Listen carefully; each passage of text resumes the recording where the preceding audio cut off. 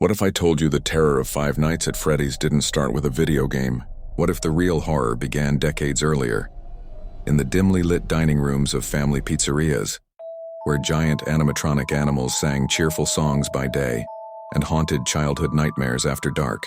In the summer of 1993, a young boy named Alex found himself at yet another birthday party at Chuck E. Cheese in Aurora, Colorado.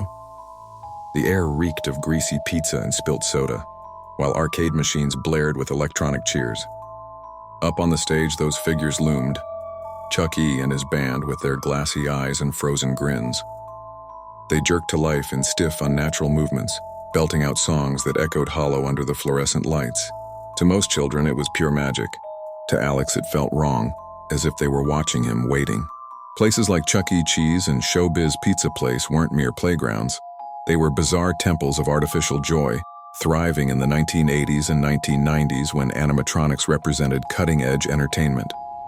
The Rock-a-Fire Explosion Band at Showbiz, Billy Bob the Bear, Fats the Gorilla would croon and strum beneath spotlights, but their faces triggered something primal.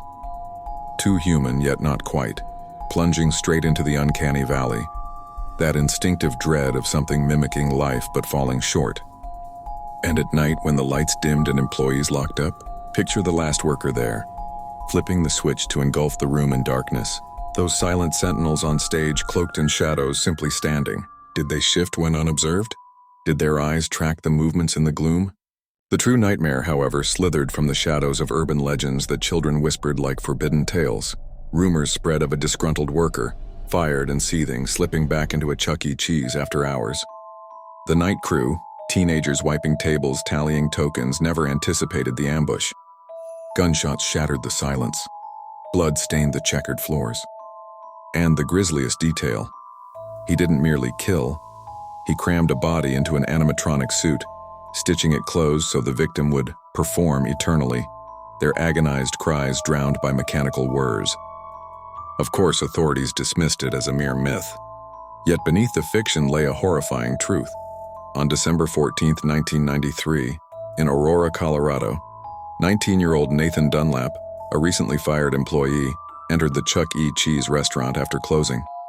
He shot and killed 4 co-workers: Sylvia Crowell, 19, Ben Grant, 17, Colleen O'Connor, 17, and Margaret Kohlberg, 50.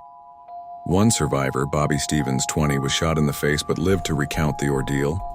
Dunlap fled with stolen cash and items, transforming a place of childhood delight into a slaughterhouse.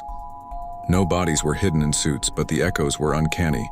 A familiar pizzeria, a lone night shift, a killer who once belonged there. It resonated like a blueprint for dread. Scott Cawthon, the creator of Five Nights at Freddy's, drew from such undercurrents of fear. As a child, he, like many, was unnerved by the animatronics at places like Chuck E. Cheese and Showbiz Pizza. His earlier game, Chipper & Sons Lumber Co., received criticism for its characters resembling eerie, animatronic-like figures from a nightmare, which sparked the idea to lean into horror. He wasn't alone in this unease. Former employees shared tales online of animatronics activating unbidden at 3 a.m., heads swiveling unnaturally or freezing in grotesque poses via security feeds. Technology's betrayal, benign faces morphing into threats, formed the core of unrelenting terror. So is Five Nights at Freddy's rooted in reality?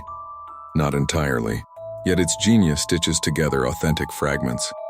The legends whispered in the dark, the lingering childhood terrors, the tragedies that scar communities. It warps the everyday, pizza gatherings, singing robots, watchful cameras into monstrosities. And that's why it burrows deep. Because in the quiet hours, it feels like it could happen. What do you think? Have you ever sensed those eyes lingering at a party, wondered about the after-hours shadows? Share below. And remember, steer clear of the stage when darkness falls.